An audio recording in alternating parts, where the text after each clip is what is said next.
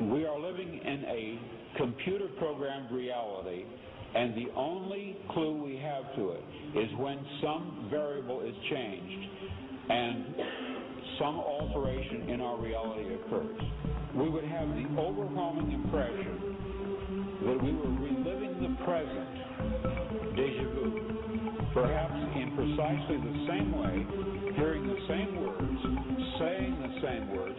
I submit that these impressions are valid and significant, and I will even say this: such an impression is a clue that at some past time point a variable was changed, reprogrammed as it were, and that because of this an alternative world branched off.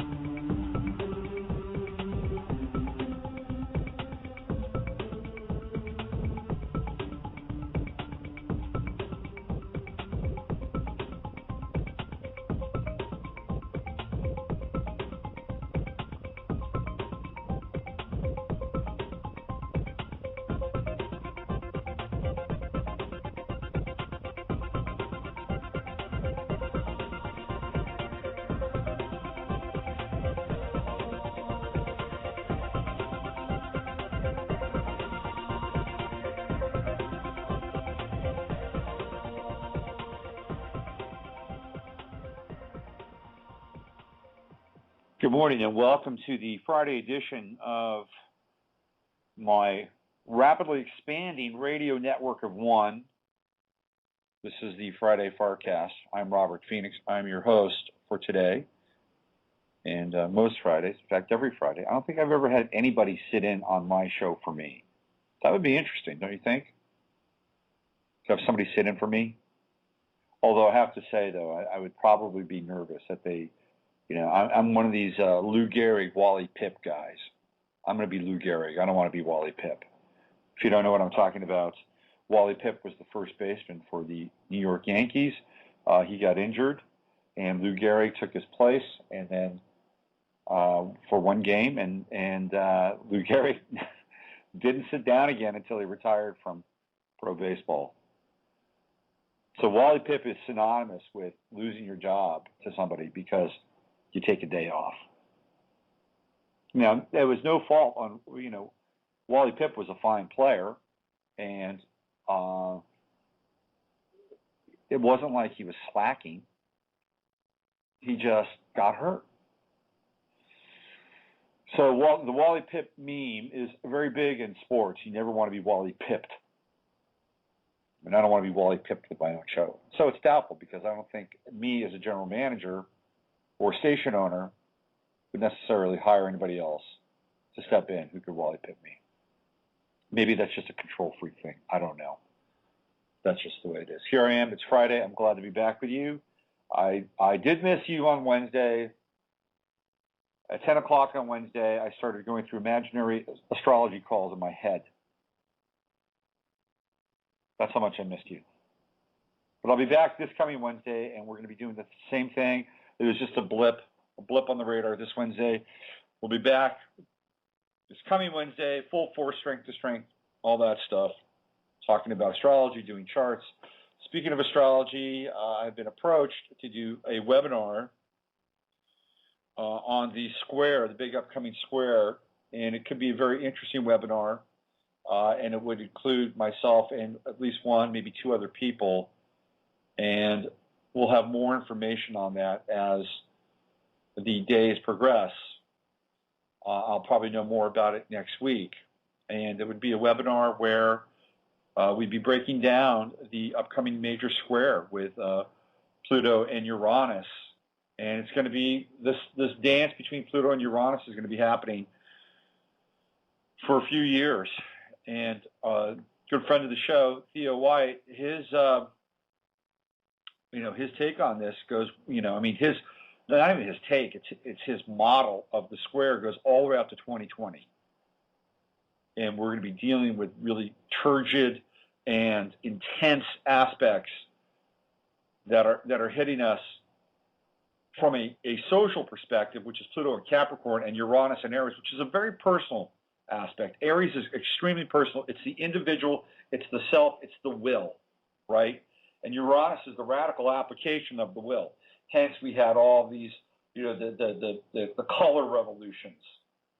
And it all started really with Egypt, in a big way with Egypt. Now, you may say to yourself, okay, this is the power of the stars in action. Should I do my Louis Turi? Let me see if I can do my Louis Turi on this. This is the power of the stars in action. We see Uranus and Aries, the dragon's head, it is in Sagittarius. The dragon's tail is in Gemini. I have to contort my throat to do Louis Turi. Anyway, we could say that this is really the stars in action. In some ways, it is. But I always want to stress this. It's very important, extremely important, because the people that have popularized astrology are the black magicians that held court in Babylon. Astrology is a Babylonian system. Actually, it's pre-Babylonian.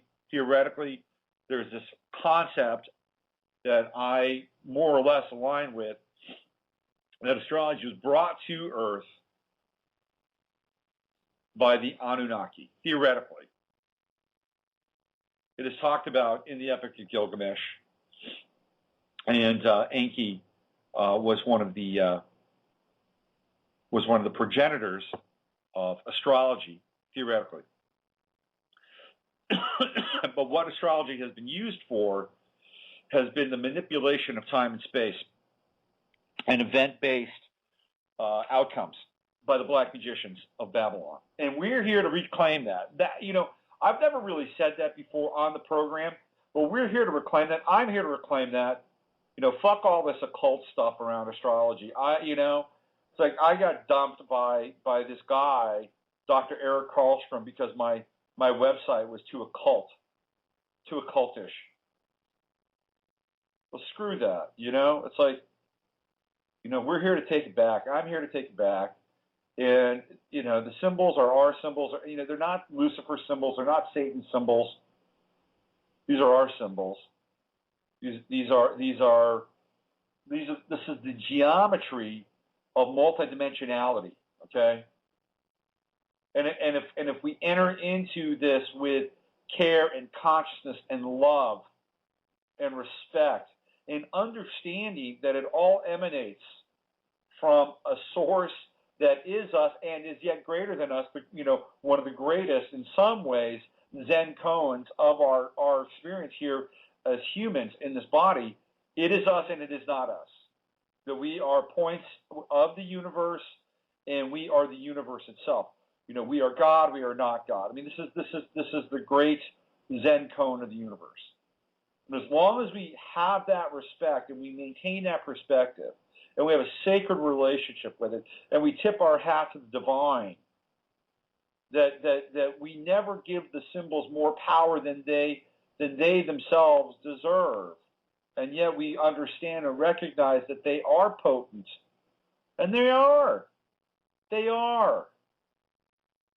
I've done too much work in this world to understand that there is an algorithmic relationship to our own lives with astrology. It's just too clear, too innate to deny.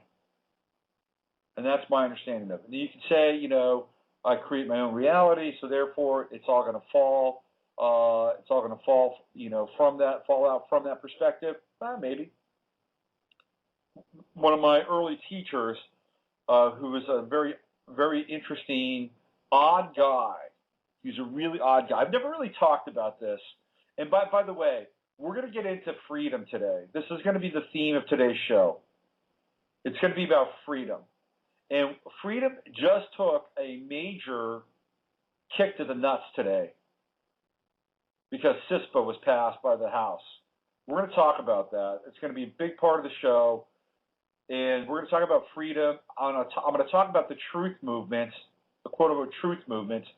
And I've got a blog post that's coming. It's 90% baked, and I'm going to put it up on the show today or on the blog today. But it's why freedom is important. Why the truth movement is important. Because ultimately, the truth movement is a spiritual movement.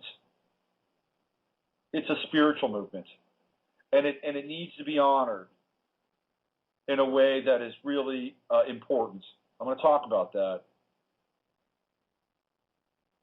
But before I do, let's go back. Let's return to the days of yesteryear, where young Robert Phoenix was working at an apartment complex in San Bruno, California.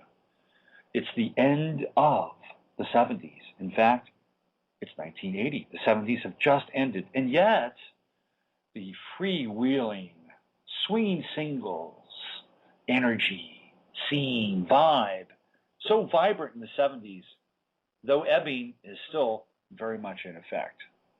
And at this point, at the end of the 70s, the beginning of the 80s, your host, Robert Phoenix, was employed at an apartment complex for singles. Yes, they used to have apartment complexes that were set up for singles, swinging singles. And there I was. I was the assistant recreation director at an apartment complex set up for singles. And what was my job? My job was to help singles mingle. That was my job. Whether it was activities there inside the apartment complex, in the rec room, shooting pool, having fun nights there at the apartment complex where people could go and drink heavily and go home with somebody and screw. Without getting a ticket, by the way, whether it was that or some sort of remote activity where we could go out and, bowl or go to a baseball game, whatever those things were, I was assisting the director of the recreation part of this singles apartment complex. And the director, was very funny, was a born-again Christian. Okay, I'm thinking, this is odd. So here she is. Her name was Holly, close to holy, Holly, nice woman. And Holly was a born-again Christian, and she was charged with setting up events so that people could get drunk and screw. I thought it was one of the oddest things ever. Even then, it was odd. But what was even more odd were the people that lived at this place. And trust me, there were some strange people. And this is the end of the 70s. So one of the drugs of choice in the 70s was Quaaludes. I don't know if, I'm dating myself here, but Quaaludes were very popular, and there were a lot of Quaaludes in this apartment complex. And people would take them, and one of the things that Quaaludes did is it broke down your inhibitions, and I guess it had a slight kind of aphrodisiac effect that went along with the breaking down of the inhibitions. So Quaaludes were like the holy sacrament of the 70s when it came to sex. So Quaaludes were running around. There were all look, I'm going to skip the sordid tales of this place. And trust me, they're sordid. And yes, I did indulge in sordid behavior as the assistant recreator. Look, I was 20 years old, okay? 20 years old. What was a 20-year-old guy going to do at a place where there were singles ready to mingle? However, this is not what this story is about. From the profane to the sacred, in this place is this guy named Dwayne. And Dwayne was anything but anyone else like that was there hanging out at this apartment complex. So I think Dwayne was probably like in his late 50s. Tall, bald, geeky. He would come over to the rec room, and I think I've talked a little bit about this before, but he would come over and we would watch In Search of Leonard Nimoy. I thought, this is great. So I think because we shared a passion in some ways for the metaphysical, he thought that I could be a willing student. Now, apparently what had happened to Dwayne is he'd had a nervous breakdown, and he had been a pilot. And he had a nervous breakdown, personality crisis, metaphysical crisis, and he wound up becoming, because he couldn't get fired, they made him a janitor. So he went from being a pilot to a janitor. But he was very bright. So he would come over, he would give me books on Edgar Cayce, Ruth Montgomery, stuff like that. So Dwayne became my first spiritual teacher. And I tried to learn as much from this guy as possible. And one of his sayings was, it was really, for me, a great saying, because I think it still holds, over the years, I still put that saying up against just about any other metaphysical aphorism I've ever encountered, and it's still right, top three. And the saying is, each one is given according to their own beliefs. And I thought to myself, this is it. This is brilliant. So perhaps astrology is an outgrowth of that. It's my belief, and so I'm giving according to it. So, okay, if that's the case, then why not?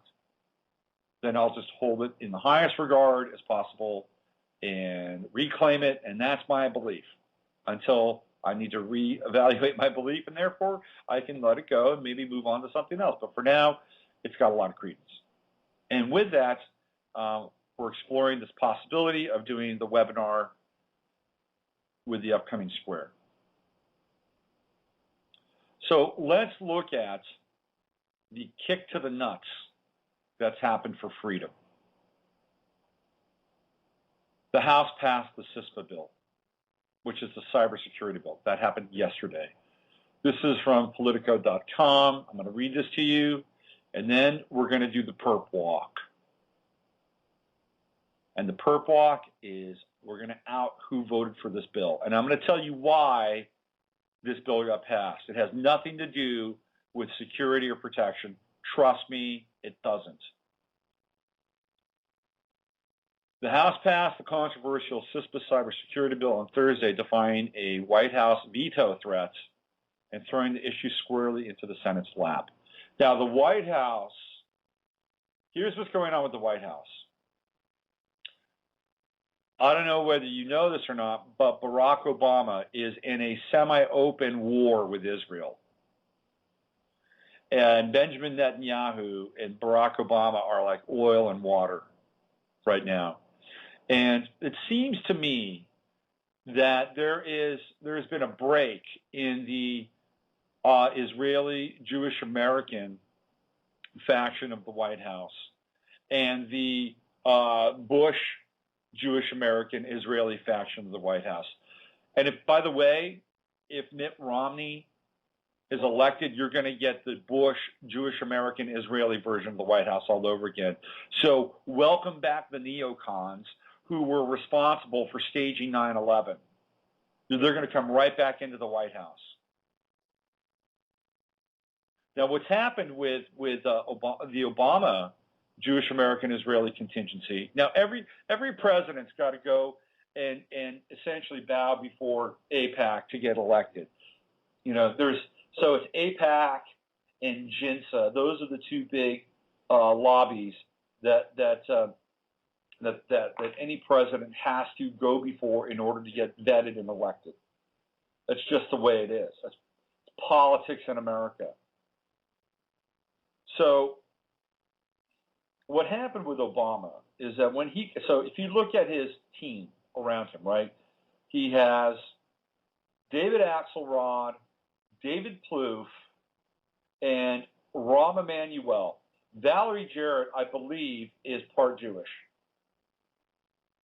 But Emanuel, he brought Emanuel in because Emanuel links him to the neocons through his father, who was a member of Irgun. Both his father and mother were members of Irgun. And, of course, the Chicago political mafia that Barack Obama was a part of.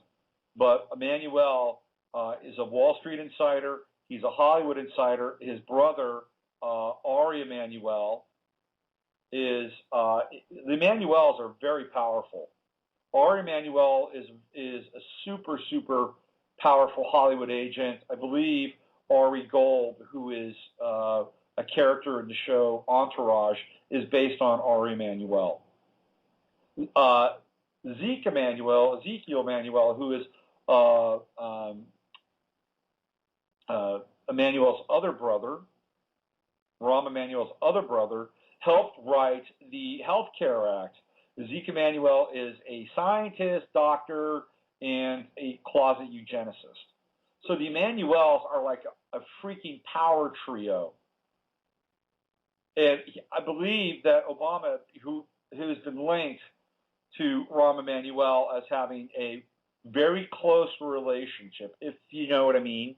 He also was a key political appointee because he kind of represented the link between the neocons and the second generation, or maybe even third generation Jewish power, Israeli power faction inside Washington, D.C. Well, Rahm Emanuel left. And now really the core players are David Axelrod and David Plouffe.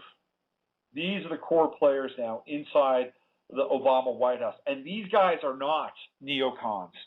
They're not necessarily neocons. And I don't necessarily think that they have the same kind of devout and devoted relationship to, America's friend as, say, the other neocons did. Now, that's not to say that they, at the end of the day, they won't do what Israel wants them to do, but they're not necessarily going to do it as easily or as willingly as I believe the neocons before them did.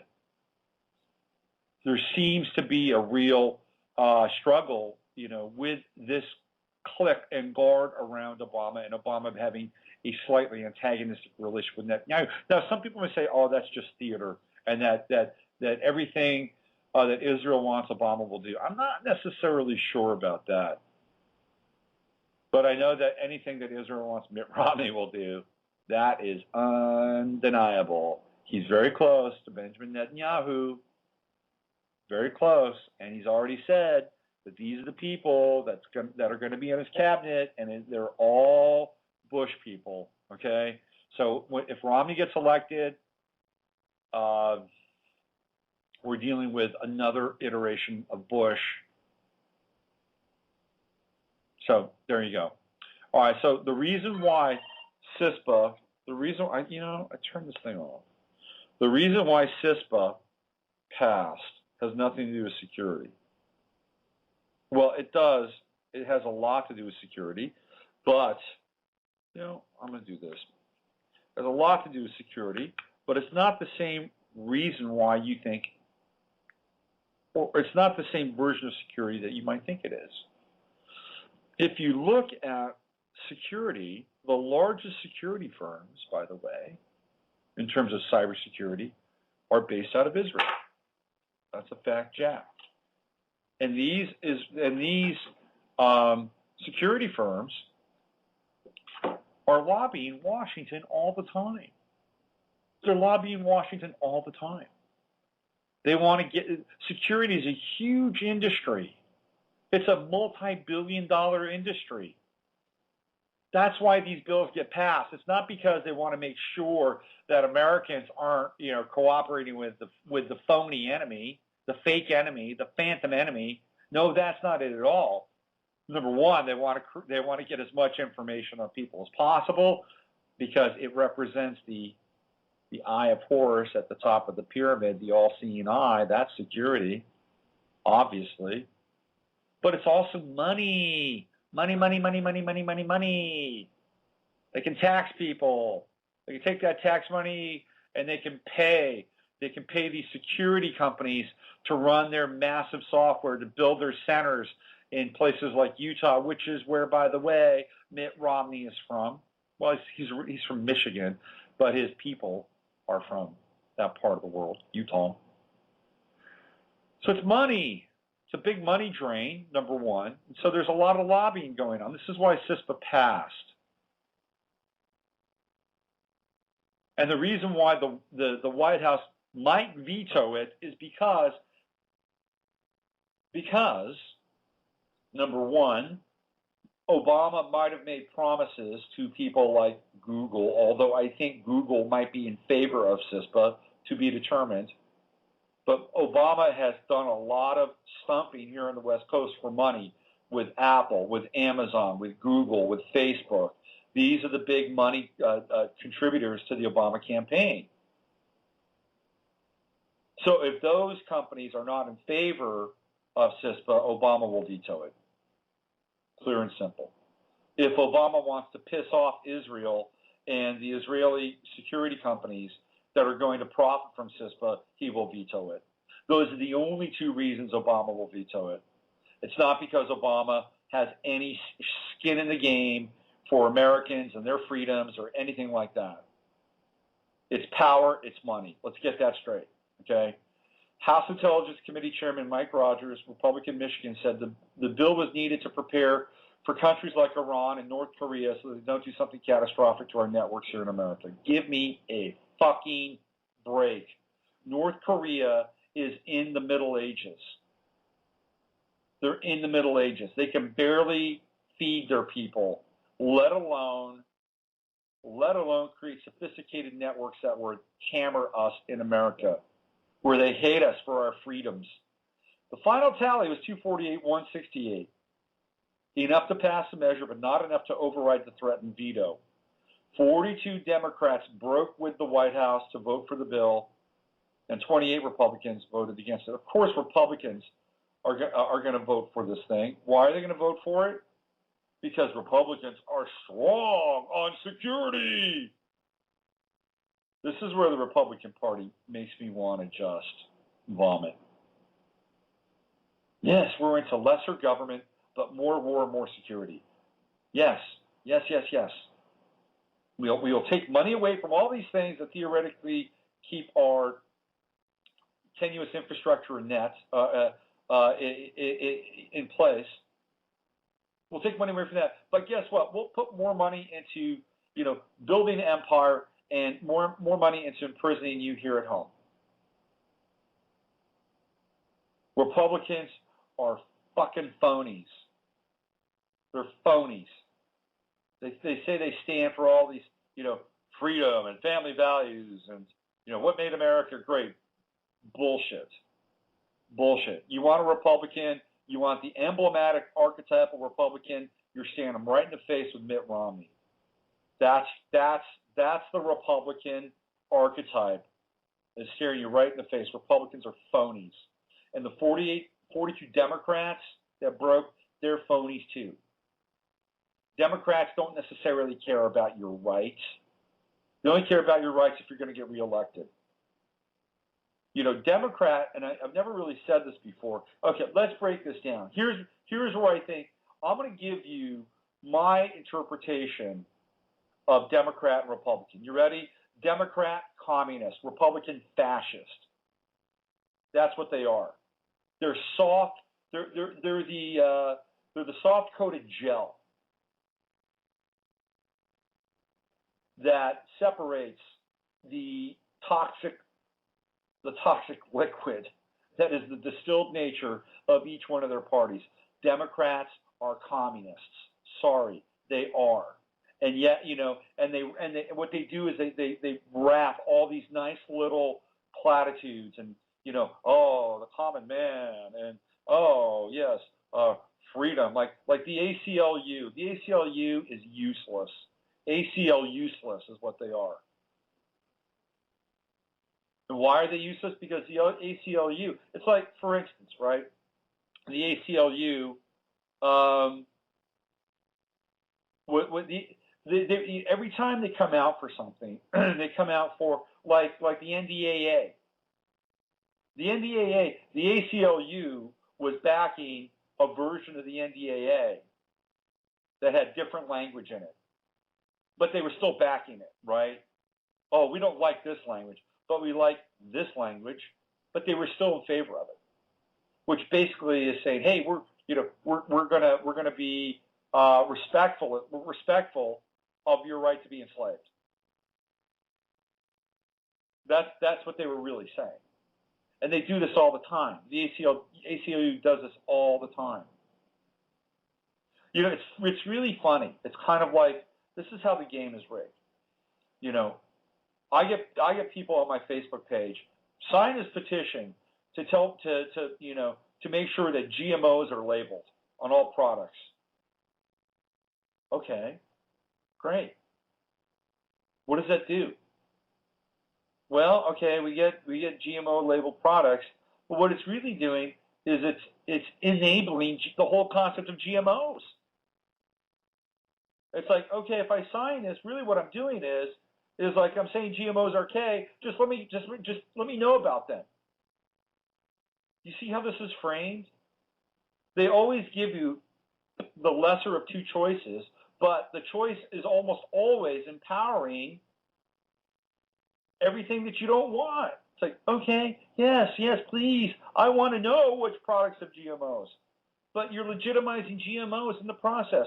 Yes, I'm in favor of this language of the bill for the NDAA, but you're really saying I'm in favor of the NDAA.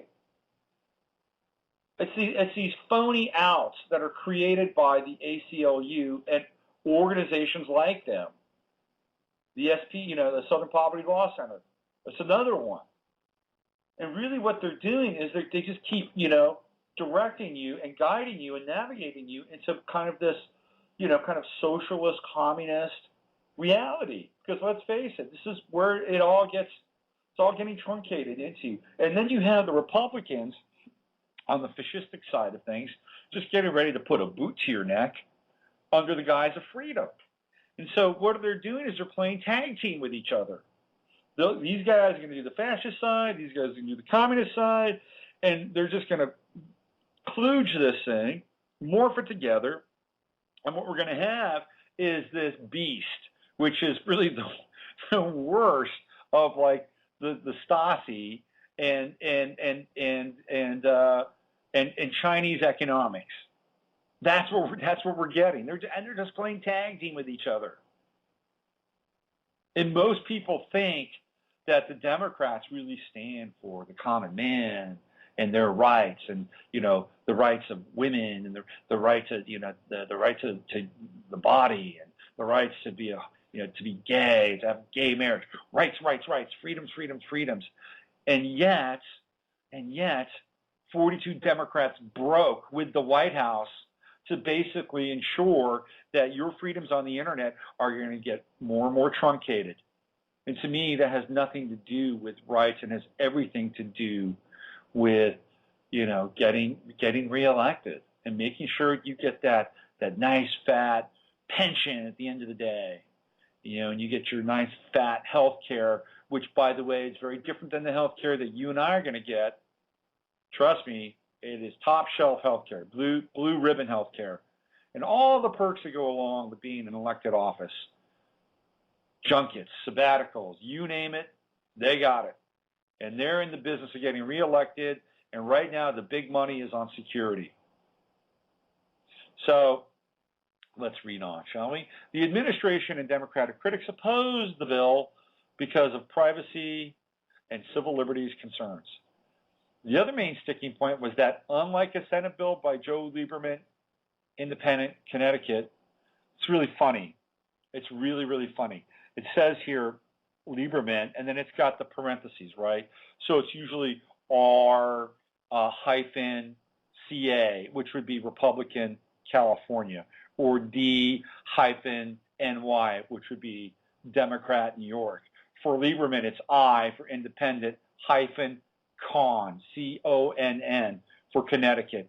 So for Lieberman, it's I-con. Isn't that interesting? CISPA would not mandate new security requirements for critical infrastructure. Joe Lieberman, man, he's always thinking about the people, isn't he? That Lieberman. He's going away, by the way. But man, that dude has done so much damage. Please don't come back. Go crawl in a hole somewhere. Get lost. Although those disagreements still exist, House Republicans have now jumped ahead of the Senate in a race to avoid the political fallout in the event of a major cyber attack. By the way, that's the next false flag. If you're not aware of it, the next big false flag is coming, and it's coming through the internet. It's coming. I would not be surprised if the entire internet goes down in the for at least 24 hours. It'll be huge news. It'll be one of the biggest stories of the 20th century. And they'll have some hack, literally and figuratively, taking the fall for it. At least some of CISPA's Democratic supporters weren't happy with their colleagues' opposition to the bill, nor the White House. After the White House issued the veto threat Wednesday, Representative Dutch Ruppersberger, Rogers' chief Democratic ally, launched an all-out lobbying effort to persuade his fellow Democrats to back the bill. Dutch Ruppersberger. We worked it hard. We contacted people personally. Many people I talked to just on the floor, Ruppersberger of Maryland said after the bill passed. He's from Maryland. What's in Maryland? Okay, what's in Maryland? Alphabet agencies, they're all in Maryland. Maryland, Virginia. The issue is very complicated. A lot of people didn't understand it. He said as of Thursday morning, he didn't know how much Democratic support there was for the bill. Yesterday was a tough day for me with the White House, Ruppersberger said. Representative Jim Langevin, Democratic Republican Rhode Island, a CISPA co-sponsor, echoed Ruppersberger. It was disappointing. I think it could have been handled differently, Langevin said of the White House move. To do it at this stage, I don't think it was very helpful to get an information sharing bill through. Information sharing. Who are you sharing the information with, Jim? Langevin and other supportive Democrats say CISPA is needed to counter the possibility of a major cyber attack. This is not a perfect bill, but the threat is great, Ruppersberger said on the House floor on Thursday. Speaker John Boehner said Thursday that the White House was in a camp all by themselves. Nevertheless, most Democrats voted against the bill. CISPA would trample the privacy and consumer rights of our citizens while leaving our critical infrastructure vulnerable, an administration official said Thursday in response to Boehner. We need Congress to address this critical national economic security challenge while respecting the values of freedom, privacy, openness, and innovation so fundamental to our nation. You want to find out who voted for it? Shall we find out who voted for it? Shall we do the perp walk? Let's find out who voted for it. Here we go. Let's see, yes, 58%. Republican, Democrat mix. 206 Republicans voted for this thing. So let's pay attention to the 48 Democrats who voted yes. The 42 Democrats who voted yes. Let's find out who they are. Okay? So, I is the operative. Let's see. Mike Ross, Democrat, Arkansas. He voted in the affirmative. Edward Pastor, he voted no. Let's go to the ayes. Let's see. Democrat. Oh, okay, here we go. Michael Thompson, California, he voted yes. Okay. John Garamendi, California, he voted yes. Pelosi voted no, by the way. Barbara Lee voted no. George Miller voted no. Jackie Speier voted no. Most Californians voted no. Dennis Cardoza voted yes.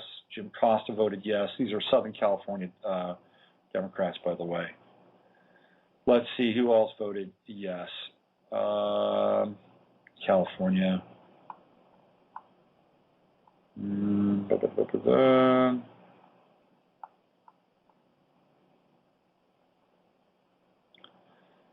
Most of the California Republicans voted yes, of course. Any California Republican vote no, it's doubtful. Let's see. Nope. Only one. Tom McClintock, Republican, California. Right on, Tom. Good man. Okay, let's go to where we go next. How about Florida? Any Democrats from Florida that voted yes? Let's see. Kathy Castor. She voted yes. Let's see. Who else voted yes in Florida? Sanford Bishop. He's from Georgia. He voted yes. He's a Democrat. If you're from Georgia. John Barrow, a Democrat from Georgia, voted yes. David Scott, a Democrat from Georgia, voted yes. So the Georgian Democrats were all over this thing. Only Hank Johnson and John Lewis voted no. In Iowa, Leonard Boswell, he voted yes. Let's see. In Illinois, Daniel Lipinski, he voted yes. And let's see. That's it for Illinois. In New York, did any Democrats vote yes? Carolyn McCarthy, she voted yes. Steve Israel, he voted yes. And Timothy Bishop voted yes. Is there another? Did we just see a bishop? I thought we just saw a bishop. Did we just see a bishop? Alan West, Mr.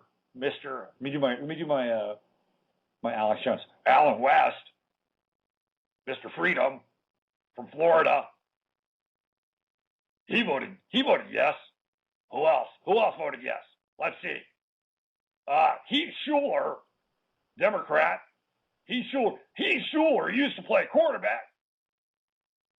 And he was not a very good quarterback. He voted yes.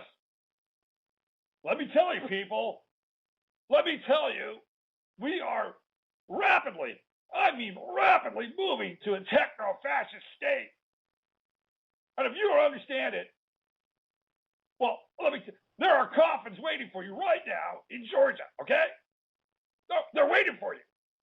Plastic coffins, millions of them. Just climb in. Just climb into one right now, and we'll seal it up for you, okay? We'll let the rest of us just get on with the business of being free Americans. That was my Alex Jones. I need a little more rasp. How's that? Heath Schuler voted yes. Democrat. Larry Kissel voted yes. Larry Kissel. I can make a bad joke here, but I won't. Mike McIntyre voted yes. George Butterfield voted yes. North Carolina. Got you some turncoats, North Carolina.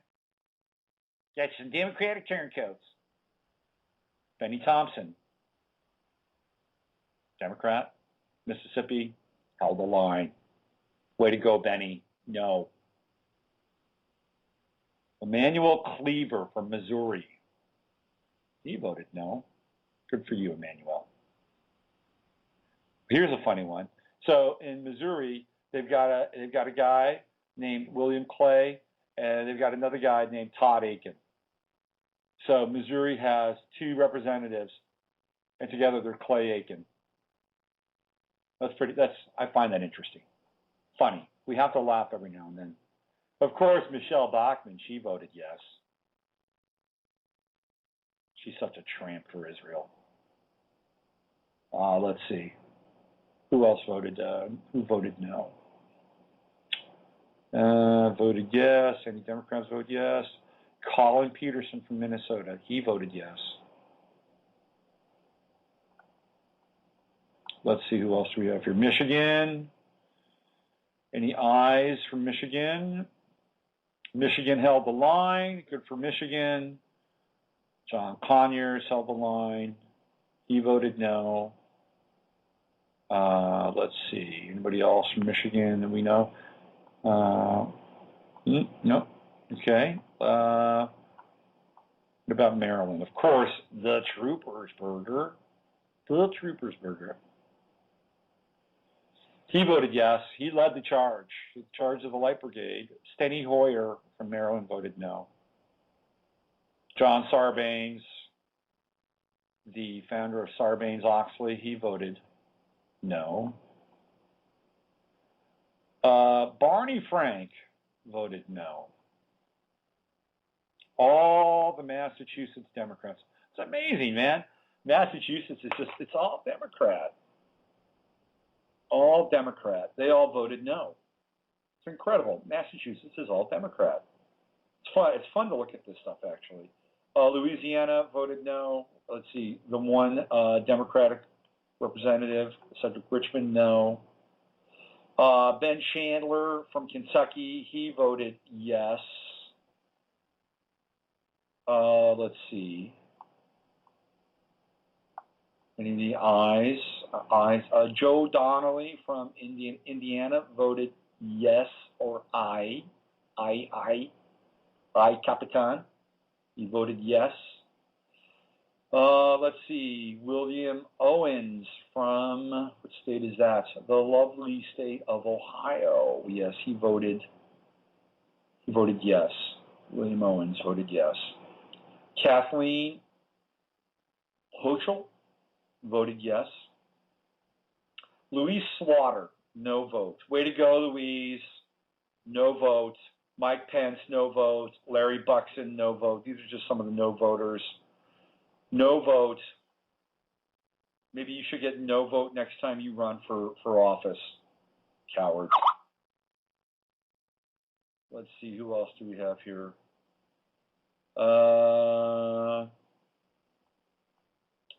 Any ayes from Oklahoma that are Democrats? No. See, Ohio, I see Marcy Captors from Ohio. Is that right? I think so. Okay. Let's see, Tennessee. Oh, okay, so I'm sorry. So those are New York people that I mentioned. Louise Slaughter's from New York. My bad. Ohio. Let's do this all over again. New York's list ran on. Marcy Captor from Ohio, no. What else do we have here? Oklahoma. Dan Boren, he said yes. Oregon. Kurt Schrader said yes. Peter DeFazio, who is kind of more rights-oriented, of course, said no. Let's see, Pennsylvania. We got a lot of people listening to this show from Pennsylvania who said yes. Jason Altmeyer said yes. And Mark Kritz said yes. Thomas Marino, no vote. Let's see, Tim Holden, no vote. That's the Barack Obama school of voting, by the way. No vote or absent, abstaining. In Rhode Island, James Jim Langevin, he voted yes. Of course, he was featured in the intro. South Carolina, James Jim Clyburn, he said yes. Jim Cooper from Tennessee said yes. Texas, Al Green said no. I like it. There's an Al Green who's a representative from Texas. It's great. Let's see, no vote. Ronald Paul. Ron Paul didn't vote on this damn thing? Are you kidding me? Come on, Ron. Oh, dude. What, is he not voting because he's running for president? Is that his excuse? Mr. Rice didn't vote on this? Give me a break. Dude, Ron. Ron Paul showing his true colors. Let's see. Charlie Gonzalez, he voted yes. Francisco, a.k.a. Quico Canseco, he voted no vote. He was Republican. Henry Quay, our Democrat, voted yes. In Utah, Jim Matheson voted. There's a lot of people named Bishop. This is the third bishop that I've seen as a representative. What's up with the bishops? Let's see. Jim Moran from Virginia, he voted yes. Gerald Connolly voted yes. Of course, Virginia, one of the hubs for security and intelligence. Most of these people are going to vote yes. The only person that voted no, 2 people in Virginia voted no, Scott Regal and Robert Bobby Scott. Eric Cantor voted yes from Virginia. Peter Welch, Vermont's lone representative, voted no.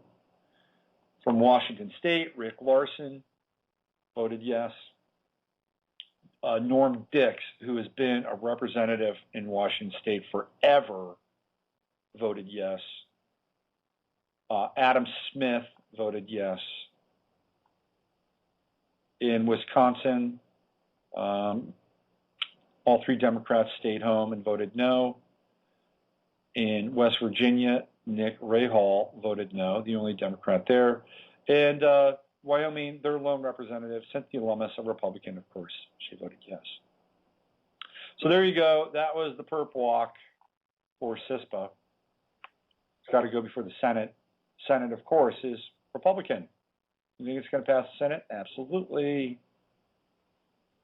Absolutely. Can you bombard your senators with emails? It'll be interesting to see what Rand Paul does. Since his father voted no, it'll be interesting to see where Rand Paul goes on this. He's got to vote. He's got to. His father didn't vote no. His father had no vote.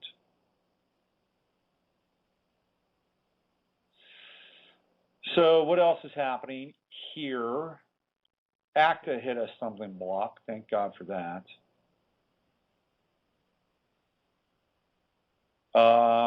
What else is happening? Mad Cow. We got Mad Cow in California. Anybody know about this? We got Mad Cow. Mad Cow is happening in California.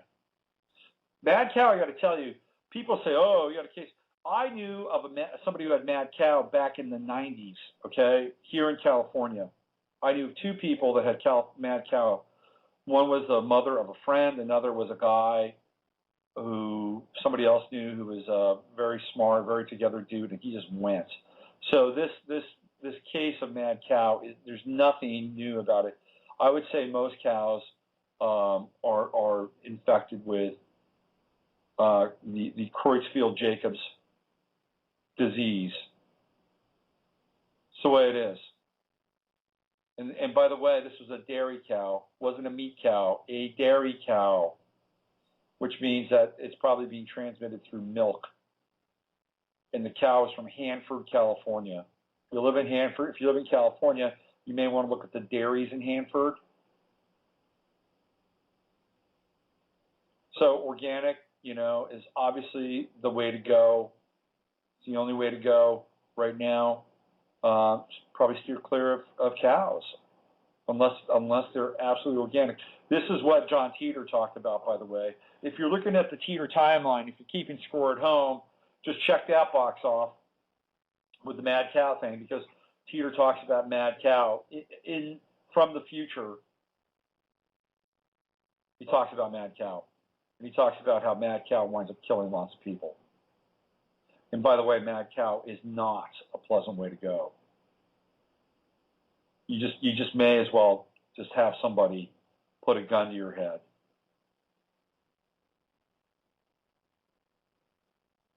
So if you can, go organic. I can't be a vegetarian. I just can't. I've got an O blood type. I need protein. I need animal protein.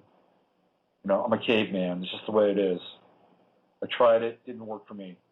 So I've got to be selective. But if you can go vegetarian, go for it. If you've got an A blood type, which, by the way, is really set up for the agrarian, A for agrarian, right?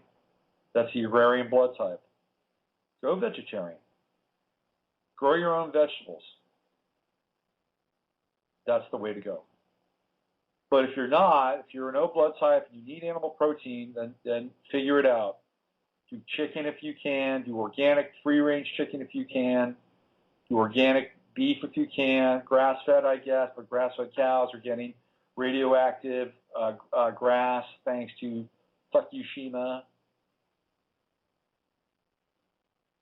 So I guess you could go grain, organic grain, but even the grains, unless the corn is non-genetically modified corn because that's what they feed cows, then you're screwed with that.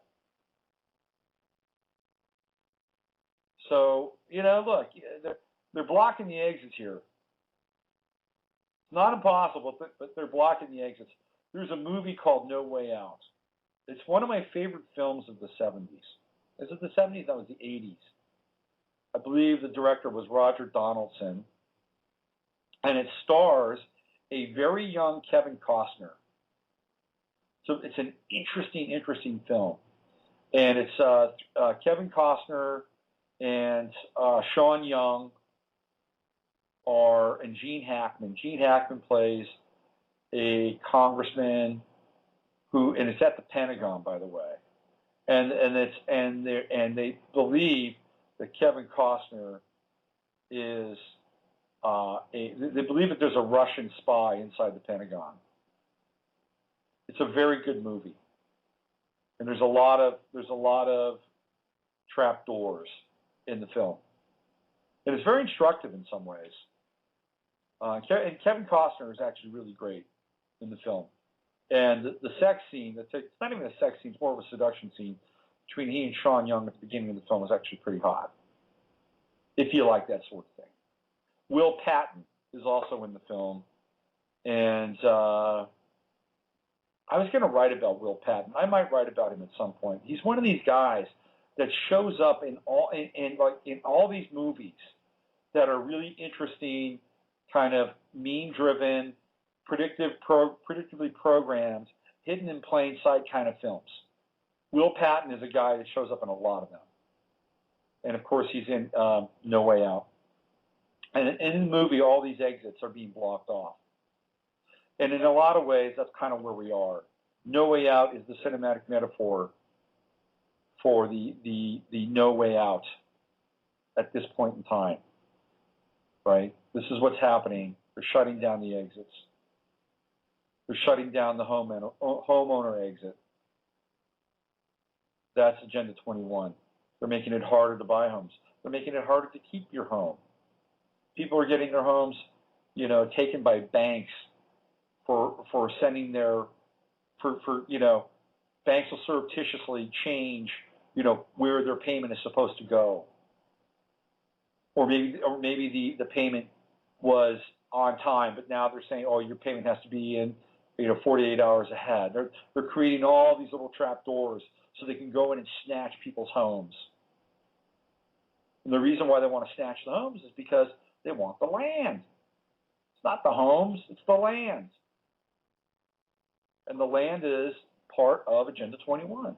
So we've got the homeowner trap, the homeowner detour, snatching homes vis-a-vis banking regulations, snatching homes vis-a-vis the EPA saying your home is in a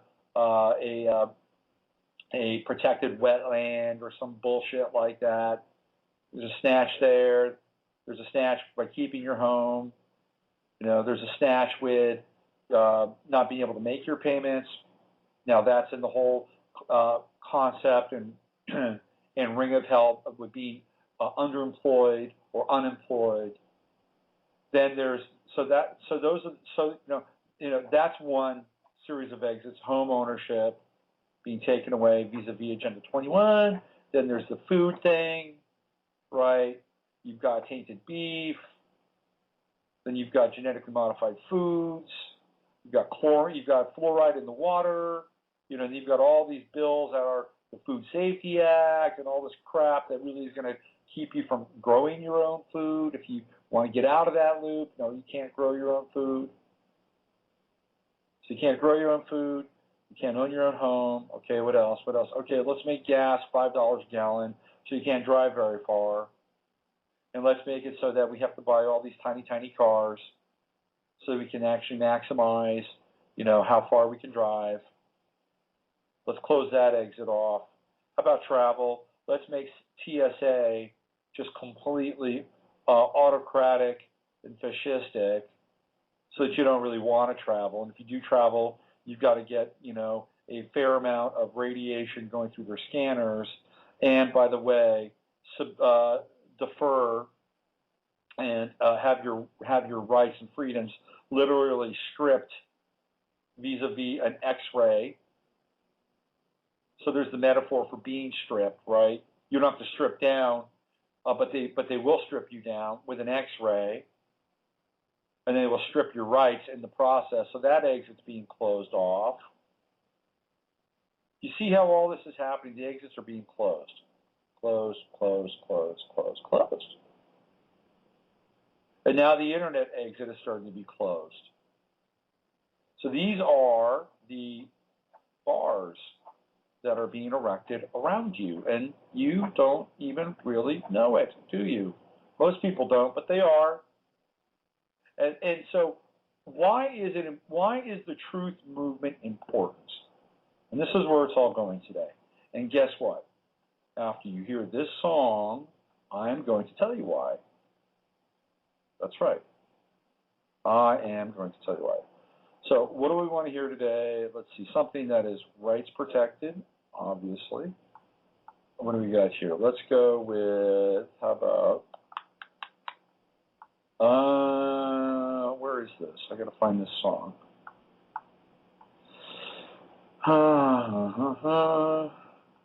Let's go with,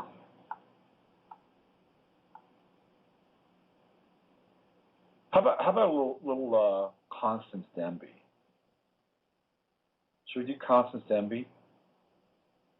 This is the space-based mix that Connie Denby created for the show. This was a show about, 6 weeks ago? About that. All right, let's hear Connie Denby's space-based mix. It'll kind of get you into a meditative, multidimensional state where I will then come in and reprogram you. I've been breaking down your programming, hopefully, in the first 60 minutes of the show. That's what I've been doing. I've been breaking the programming down, hopefully. Now we're going to open you up, and we're going to reprogram you in a very gentle way. And trust me, it's only in your highest good, and somebody's got to do it, so it's on me. All right, here we go. Space-based mix. We'll be back in about 5 minutes and 24 seconds. 5:24. You can wait 5:24. I think so. Just take it in. Close your eyes, take it in. I'll be in the chat room hanging out. Connie Denby.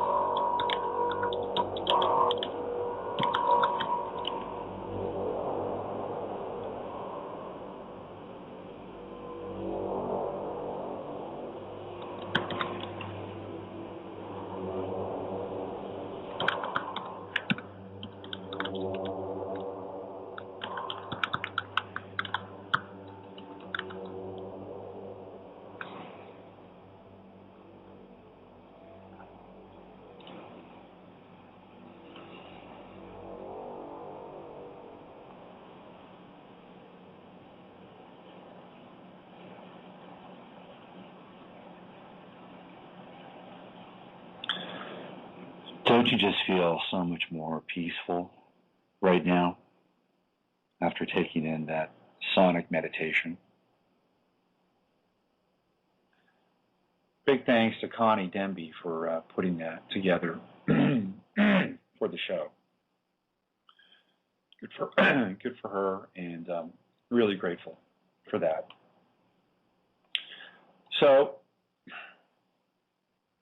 I've been meditating on this whole thing around the truth movement and why it's important. Okay, and I think it's important for reasons that maybe are not as obvious.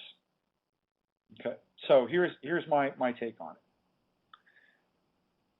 I think the truth movement is important not because it is going to reset the balance of life in the United States or life in the world per se. I don't look. I mean, you look at the landscape, right? And you just saw what happened with CISPA. You've got all this money coming into lobbying. These people are getting lobbied to make these choices. And in terms of getting reelected, let me tell you, security is one of the most electable platforms that any politician can hang their hat on. Even if security means, is synonymous with prison or jail or the restriction of rights. They can say, I voted for CISPA, which would ensure and guarantee that our internet would be safe and free from terrorists and rogue nation states. I voted to pass the militarization bill because I wanted money to go to our fighting forces abroad so that they could have things like armored Humvees. Right? This is the most, I mean, it is just like the lowest hanging fruit that anybody wanting to get reelected can grab. Security. Bang. Right? Military. Bang. And that's where the money is. That's where the money is. Why? Because we're not producing anything anymore. So we're in the business of surveillance and enforcement. That's the economy now. Surveillance and enforcement. I call it the economy of control.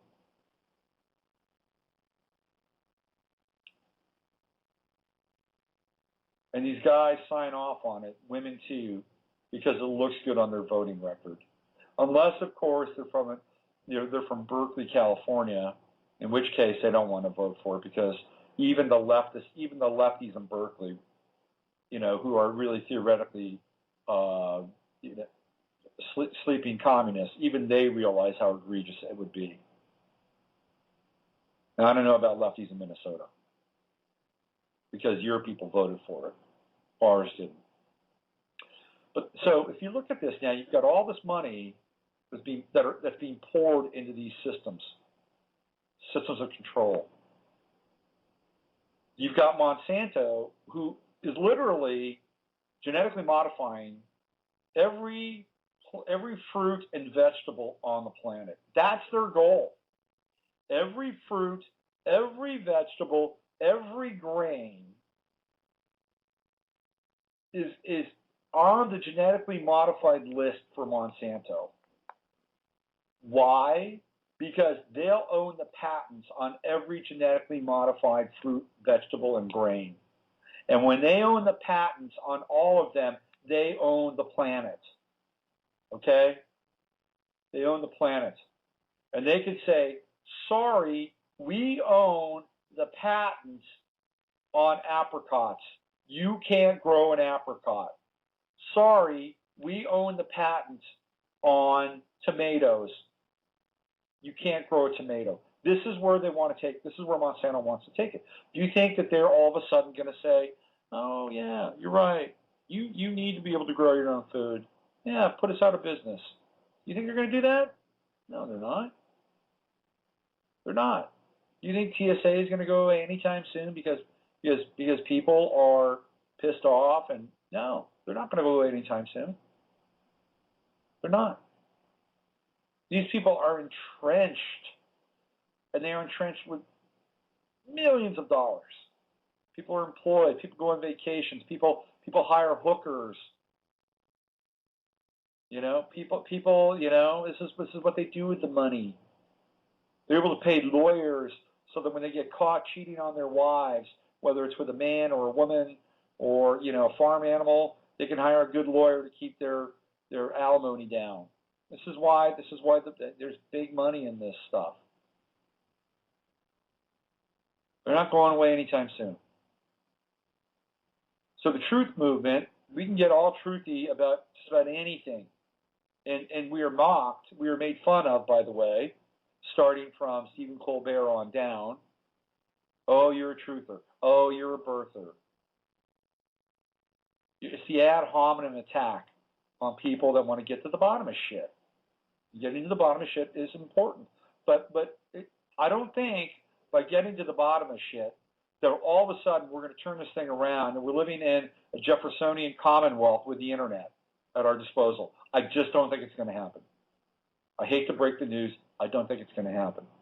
Not that way. But I'll tell you where it's important. Because ultimately, if you're searching for the truth, you will ultimately go beyond conspiracy theory or alternative research or the bullshit that's in the world, and you will be prompted to understand greater spiritual truths. This is where the truth movement, I think, gets important. And when you get into understanding greater spiritual truths, then you're starting to winnow away at what's truthful about spiritual truths.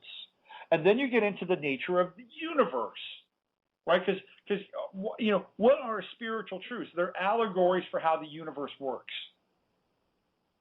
They're allegories, homilies, metaphors, stories for how the universe works, for how creation interacts with us, theoretically. And truth it plays a big role in that, plays a big role in that world.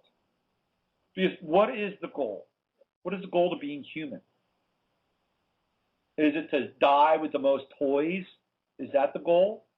Is it to be loved by your fellow man, so that when they put you in the ground, people will stand around you, say a few nice things, and go on with your life?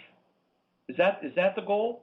Is the goal to raise a child and have the child turn out okay, so that your seed, your genetic code, can then rest assured that child will then procreate in the name of that seed and continue the line?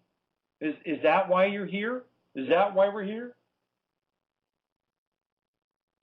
Is it to have as many experiences as you possibly can and pack into one lifetime, so that at the end of the day you can say, you know what, I don't regret a goddamn thing? Is that the goal? Or is the goal something else? Is the goal to realize that within this form that you have decided to incarnate into, that you are going to actualize and manifest your own personal code as it relates to the macro code of the universe? Because I think that's where it's at. That's the truth. And I think the truth movement, if you really get down to it, strips away everything so that you understand your operating system, and you maximize your operating system to the best of its ability, to its highest capacity. And in that regard, you are then aligned with the galactic center of the cosmos. And then you're a fucking badass. That's what it's about. Now, and you can do this in any different way, shape, or form. I mean, you don't have to be the next Jesus Christ or the next Neo. You don't have to do that. All you have to do is to understand who you are and what your gifts are, and humbly accept them as the truth, and then maximize them and cut away all the bullshit. Cut away the extraneous bullshit. So like a laser beam, like a tractor beam, you are on it, and you're living it, you're breathing it, you're walking it, you're expressing it, and people around you go, I like that. I dig that. I want some of that. I want to be a part of that. Who are you? What are you doing? Can we play together? And if we play together, what can we do together? That's where it's at. And then you go, oh, I'm living my truth. This is the truth. And guess what? I am free. I am free. Now, here's another person living in their truth, and they're free. Here's another person living in their truth, and they're free. Well, what do we want to create now? That's interesting. Now it's getting interesting.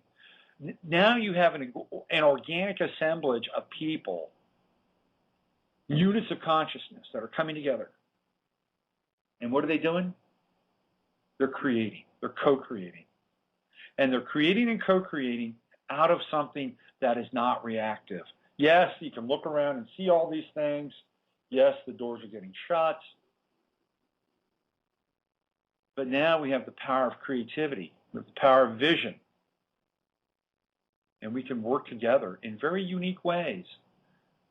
So the truth movement, for me, ultimately leads to the individual. That's where it leads. And then the individual begins to ask themselves this question: how can I be free? How free am I? And if I am not free, then what do I need to do to get there? And there's different versions of freedom. Or, there's different iterations, but ultimately it comes down to accountability and responsibility. It's up to you. It's up to you. Not up to some guy in Washington. You know why? Because they'll take it away. They're showing it every single day. We'll just take it away. So if it's up to them, you, me, we're screwed. And it's not up to the ascended masters. They're not going to make you more free. Just not. It's not up to some channeled entity. It's not up to Cryon or Zizon. It's just not. It's up to you. Now, if you have spiritual guides, spiritual teachers, that's fine. I'm not opposed to them. I know I have them. I don't powwow with them. I've never been good at that. I just accept them. I accept them as part of me, as part of the totality of me. And, we work together. I'm grateful. It's all one continuum for me. Spiritual teachers, guides, God, me, it's all one. That's just my thing. But that's where it's at. And that's where the truth movement will ultimately lead people. And they say the truth shall set you free, and it's true. The truth shall set you free.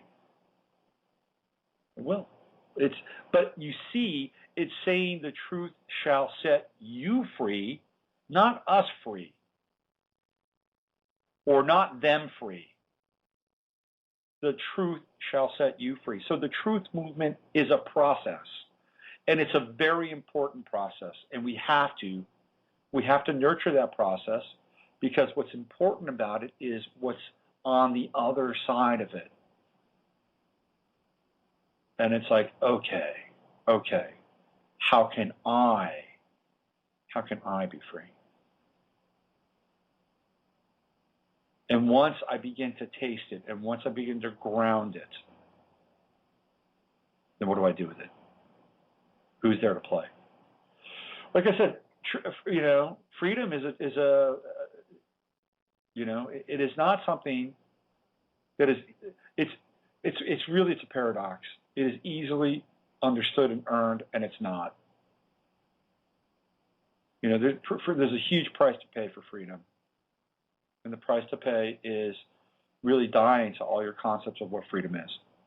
That's the biggest price to pay. And I'll give you an example, a personal example. I recently took a part-time job. Why?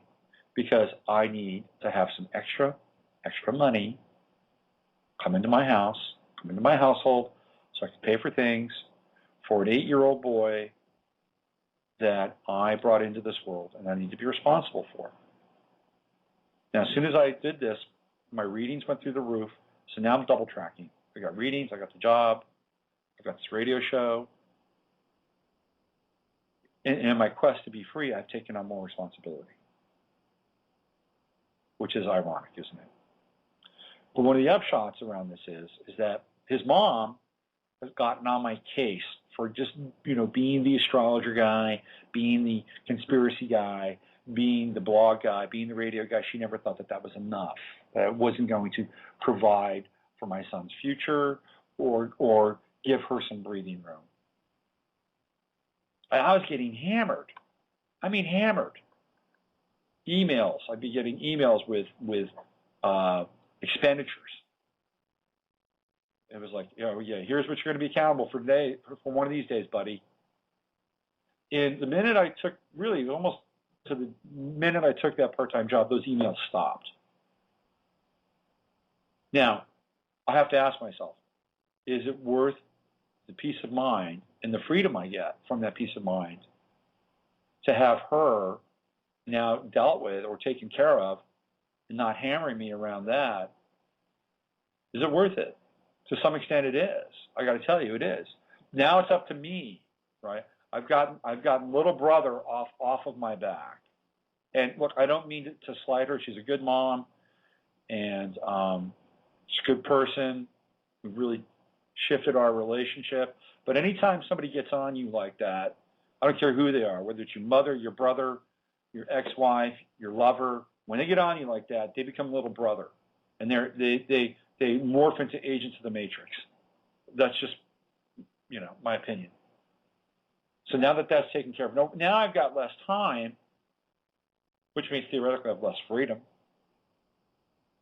But I just have to be more responsible more accountable. I've got to own it more. You see? Now I've got to own this thing more, and I've got to dedicate myself on a lot of different tracks. So if this is important to me, and it is, I show up here when I can on Friday, Monday, Wednesday, do this. Do my blog. I've got to make time for it. It's important to me. And at the same time, I'm making time for other things. So freedom does not come without a level of responsibility and accountability. And through this, we get aligned with truth.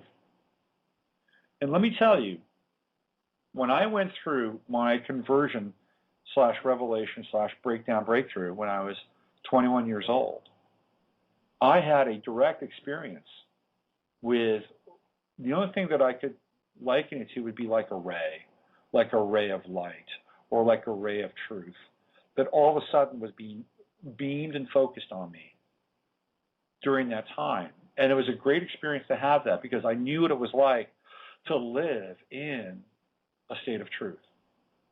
And the state of truth was where I was at that time. And I was humble, I was learning, I was cutting away things that I thought I knew. And I realized on many different levels, what was right, what was wrong, and what was true and not true for me. And it was incredibly empowering. And I feel like I'm in that space again now. And I think we all know it. We all know when we are living, quote unquote, in the light. It's just it's a given. And getting there can be challenging. But once you're there, you're there. And I think, here's where I think what separates people, I don't want to say the greats or people that are great, but people that show a great capacity for living. The thing that separates most people from being able to live this in a great capacity than not is learning how to stay there. Because we can all touch it from time to time. We can all taste it from time to time. When you're living in the zone, right? When you're living your truth. When you have more freedom, theoretically, than you've had before. The challenge is to stay there. That's the challenge. That's where the greats really make their mark. To get there and to stay there. And staying there has nothing to do with being egotistical. There's nothing to do with that. It's about continuing to sharpen your saw, prune, trim, whatever metaphor you want to use, so that you're in this place and you're grateful and you say, thank you, God. I love this. I love being here. What do I need to do to stay here and to do more of this? Show me. Do I need to let go of an attitude? Do I need to exercise my will in ways that are really useful for me? Do I need to let go of a habit? Do I need to tell somebody that I fucked up and I'm sorry? What is that thing? We all know what that thing is, if we're honest with ourselves. Honesty and truth, converging, coming together in the individual life. So the truth movement is important because it gives us deep insights into who we are, where we come from, and what ultimately we can do once we realize and have a sovereign relationship with ourselves. That's it. That's it. Everything else is, it's a pit stop on the way, whatever that is. That's it.